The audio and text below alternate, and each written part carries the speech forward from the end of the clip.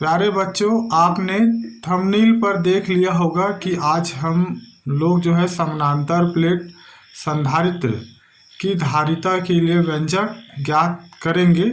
मैं सभी बच्चों से अनुरोध करूंगा कि पेन और कॉपी साथ लेकर बैठें और मेरे साथ ही साथ नोट्स बनाते चलें ताकि आपको आने वाले इक्वेशन के बारे में सही जानकारी होगी। तो चलिए हम स्टार्ट करते हैं समानांतर प्लेट संधारित्र की धारिता के लिए व्यंजक। बच्चों, पहले हम थोड़ा थ्योरी देख लेते हैं, फिर मैं डायग्राम से इसको बताऊंगा।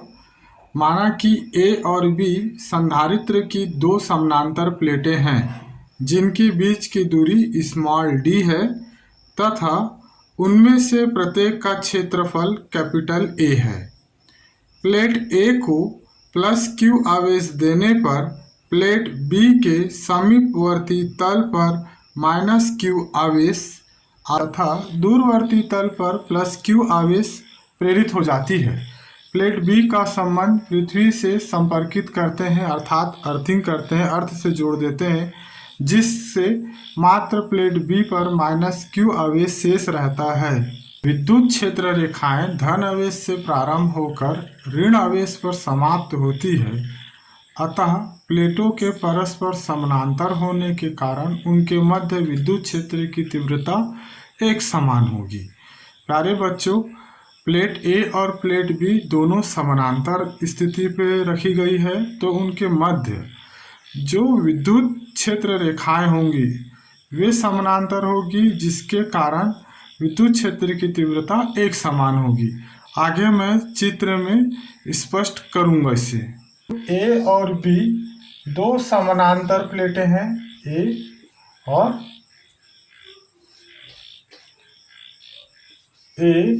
और बी दो समानांतर प्लेटें हैं। प्लस प्लेट ए को प्लस क्यू आवेश देने पर इसके चारों ओर धन आवेश समान रूप से आवेशित हो जाती है और इसके समीपवर्ती प्लेट बी रखी गई है, जिसके अंदर की सिरे की ओर ऋण आवेश उत्पन्न हो जाती है तथा इसकी समानांतर प्लेट संधारित्र की धारिता को बढ़ाए रखने के लिए या बढ़ाने के लिए हम प्लेट बी के दूसरे सिरे का जो संबंध है उसको पृथ्वी से कर देते हैं या अर्थिंग कर देते हैं या भू संपर्कित कर देते हैं। अब देखिए, यहाँ पर दोनों प्लेटों की जो बीच की दूरी है वो स्मॉल डी है तथा दोनों प्लेटों की जो क्षेत्रफल है वो क्षेत्रफल को हम कैपिटल ए से नोटेट करेंगे। प्लेट ए और प्लेट बी समानांतर रखी गई है। दोनों प्लेटों के जो बीच विद्युत क्षेत्र रेखाएं हैं ये समानांतर होंगी, परंतु जो किनारे हैं, जो ये किनारे का जो सिरा है, यहाँ पर विद्युत क्षेत्र की तीव्रता जो है समानांतर नहीं होगी।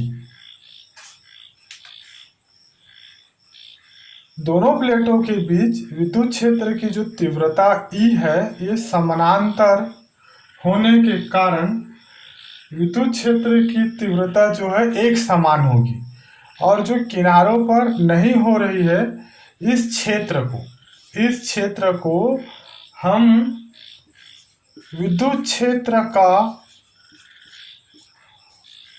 उपपंग कहते हैं। मैं पुनः एक बार रिपीट कर रहा हूं।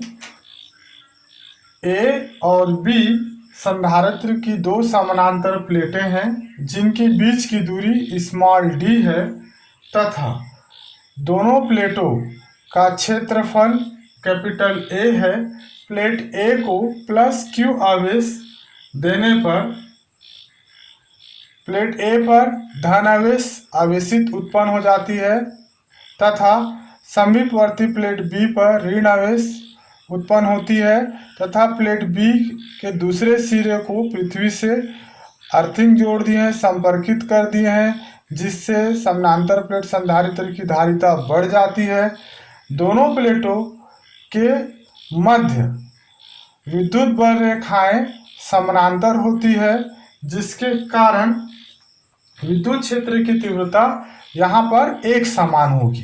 परंतु प्लेट ए और प्लेट बी जो किनारे की ओर है, यहाँ पर विद्युत क्षेत्र की तीव्रता एक समान नहीं होती है। क्यों नहीं होती है? क्योंकि यहाँ पर पृष्ठीय आवेश घनत्व का मान एक समान नहीं होता है। इसलिए इस क्षेत्र को विद्युत क्षेत्र का उपपंग कहते हैं। किनारों पर जो विद्युत बल रेखाएं होती हैं वो मुड़ जाती है, अर्थात जो पृष्ठीय आवेश घनत्व एक समान नहीं होती है, इसलिए इसे विद्युत क्षेत्र का उपपंग कहते हैं। यदि प्रत्येक प्लेट पर आवेश का पृष्ठीय घनत्व सिग्मा बराबर Q/A हो तो दोनों प्लेटों के मध्य विद्युत क्षेत्र की तीव्रता, प्लेट ए और प्लेट बी का पृष्ठीय घनत्व कितना है? सिग्मा बराबर Q/A। तो दोनों प्लेटों के मध्य, ए और बी प्लेटों के मध्य विद्युत क्षेत्र की तीव्रता, तो विद्युत क्षेत्र की जो तीव्रता का सूत्र है E बराबर सिग्मा बटा एप्सिलॉन 0, जहाँ पर E विद्युत क्षेत्र की तीव्रता है, सिग्मा पृष्ठ घनत्व है और एप्सिलॉन 0 है वायु या निर्वात की विद्युतशीलता। अब मैं यहाँ पर E इक्वल सिग्मा की वैल्यू पुट अप कर देता हूँ। तो सिग्मा की वैल्यू क्या है? Q/A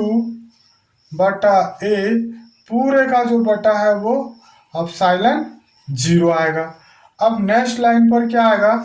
E इक्वल A जो है वो हर पर है, ये राशि नीचे आ जाएगा, तो यहाँ पे आ जाएगा E बराबर Q/एप्सिलॉन 0A। तो यहाँ पर जो आंसर आया है इसको हम समीकरण नंबर 1 मान लेते हैं। विद्युत क्षेत्र की तीव्रता E बराबर Q/एप्सिलॉन 0A। प्लेट ए व बी के बीच विभवांतर, प्लेट ए और प्लेट बी के बीच में विभवांतर ज्ञात कर रहा हूँ। विभवांतर को V से नोटेट करते हैं, तो V इक्वल बल इंटू विस्थापन आएगा। अब आप लोग देखिए, आप इसे डायग्राम पे देखिए, प्लेट ए और प्लेट बी के बीच विभवांतर V बराबर बल इंटू विस्थापन। V बल को मैं किससे नोटेट करूंगा? विद्युत क्षेत्र की तीव्रता E से और विस्थापन दोनों प्लेटों के बीच की दूरी स्मॉल d से। अब क्या करूंगा? यहाँ पर मैं समीकरण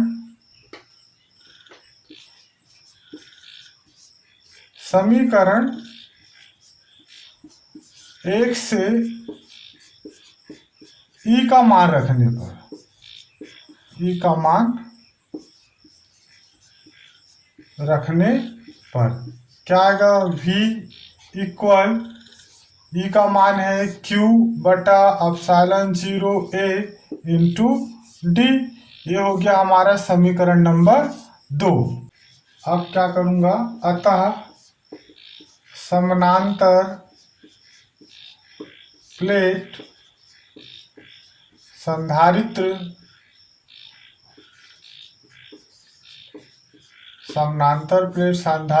की धारिता, तो समानांतर प्लेट संधारित्र की धारिता के फॉर्मूला है C इक्वल Q/V। समीकरण नंबर 2 से V का मान रखने पर तो C की जो वैल्यू आ जाएगी C इक्वल Q अपॉन क्या आ जाएगा यहाँ पर Q/एप्सिलॉन 0 इंटू AD। अब यहाँ पर आप देख सकते हैं Q क्या हो जाएगा? कैंसल। और अब एप्सिलॉन 0 इंटू A हर पर है, ये अंश पर चला जाएगा, तो ये राशि आ जाएगा हमारे पास एप्सिलॉन 0A/D। ये जो आंसर आ रहा है यह है समानांतर प्लेट संधारित्र की धारिता के लिए व्यंजक। यदि दोनों प्लेटों के बीच में एक पैराविद्युत माध्यम कैपिटल के हो, तो प्लेट ए और प्लेट बी के मध्य बीच में एक पैराविद्युत माध्यम के हो, तो समानांतर प्लेट संधारित्र की धारिता का सूत्र क्या होगा? तो C इक्वल क्या आ जाएगा हमारे पास? एप्सिलॉन 0 A इंटू वहाँ पर K कर दूंगा और बटा D। तो ये हो गया एक नया सूत्र हमारे पास समानांतर प्लेट संधारित्र के सूत्र।